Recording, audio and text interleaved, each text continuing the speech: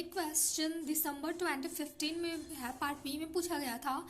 For simple cubic crystal lattice the angle between the 201 plane and the XY plane is.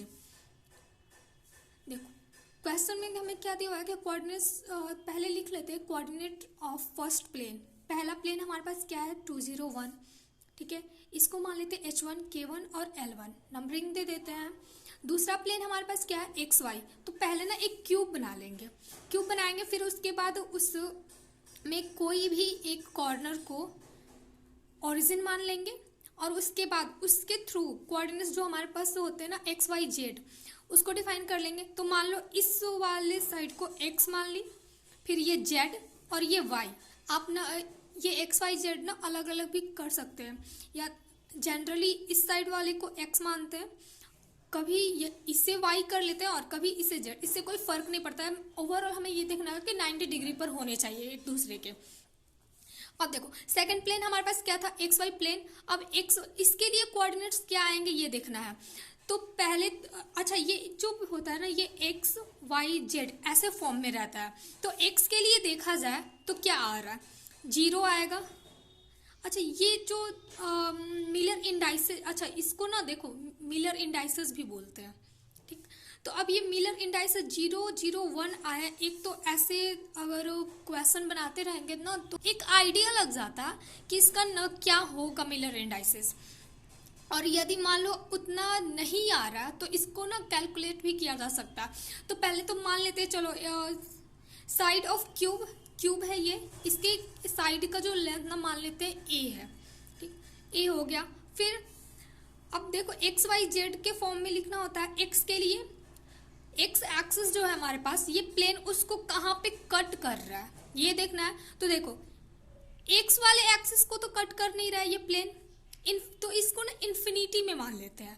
फिर वैसे ही Y वाले axis पर आप देखें तो ये प्लेन इसे भी कट नहीं कर रहा है, कहीं भी इसको इंटरसेक्ट तो नहीं कर रहा है, तो इसको भी Y के लिए इन्फिनिटी हो गया। और Z के लिए देखो तो Z को यहाँ पर ये इंटरसेक्ट कर रहा है। तो ये जो XY प्लेन है ये साइड ओरिजिन यहाँ पर 0 हुआ, यहाँ से साइड जो क्यूब का साइड है वो A माने थे हम, तो ये टोटल कितना हो गया A हुआ ना, A लिख दिए। अब देखो साइड ऑफ क्यूब A हो गया। अब ये जो आया हमारे पास इसको बोलते हैं इंटरसेप्ट्स, ठीक, इंटरसेप्ट्स बोलते हैं। फिर इसके बाद इन जो इंटरसेप्ट है ना इसका रेसिप्रोकल लेते हैं। रेसिप्रोकल का सेंस ये होता है कि उनको बटे के फॉर्म में लिख देते हैं। तो देखो 1/(1)∞, फिर 1/∞, फिर 1/a। अब इसको क्लियर फ्रैक्शन करेंगे तो अब देखो इन्फिनिटी से डिवाइड करेंगे किसी भी नंबर में तो वो 0 आएगा ना, 0, 0। फिर अच्छा यहाँ पे क्लियर फ्रैक्शन का क्या सेंस है, एक चीज देखो, नंबर को हम क्या डिफाइन करें, अगर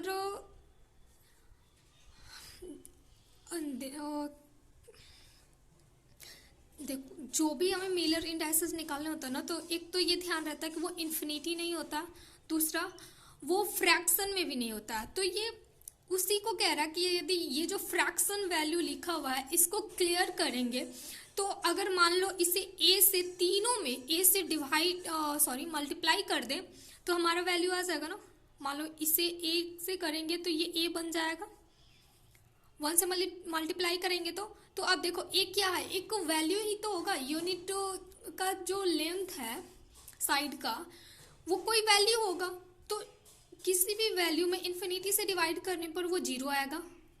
तो x के लिए भी हो गया 0, y के लिए 0, और ये A/A है तो ये कैंसिल आउट होके 1 आ जाएगा। तो हमारे पास मिलर इंडाइसेस क्या आ गए 0, 0, 1। इस वजह से सेकंड प्लेन का हमारे पास मिलर इंडाइसेस क्या आया 0, 0, 1। तो S2, K2, L2 ये कोऑर्डिनेट्स वैल्यू हो गए हमारे पास। अब देखो इसका हमें निकालना क्या था, इसके बीच का angle, the angle between this two planes. तो देखो एंगल निकालने के लिए ना एक फॉर्मूला होता है cos theta equal to H1 plus K1 K2 plus L1 L2 upon √H1² plus K1² plus L1² into H2² plus K2² plus L2², ठीक है। ये सब के वैल्यूज हमारे पास आ गए हैं, बस इनको पुट करना है और उसके बाद सिंपल सा कैलकुलेशन लगाना है, आ जाएगा। देखो H1 कितना दिया हुआ है हमारे पास 2 है, H2 0 है, तो 2 into 0 plus 0, 0 into 0 plus 1 into 1, यहाँ से बस देख के वैल्यू पुट करते जाना है। तो इतना आएगा हमारे पास। देखो अगर 2 को 0 से मल्टीप्लाई करेंगे 0 आ गया 0, फिर 1 इंटू 1 1, यहाँ पर देखो तो 2 रेज़ द पावर 2 है, 2 का स्क्वायर तो आया तो 4, और ये 1 का स्क्वायर 5 हो जाएगा, अंडर 5 इंटू यहाँ पर 1 का स्क्वायर 1 आ जाएगा। तो ऊपर में देखो तीनों को ऐड करेंगे तो 1 आया, फिर नीचे इसको मल्टीप्लाई करेंगे तो अंडर 5 आ जाएगा। अब अंडर 5 का हमें पता नहीं है कि कॉस थीटा जो है कॉस कितना डिग्री होगा कि 1 अंडर 5 आएगा।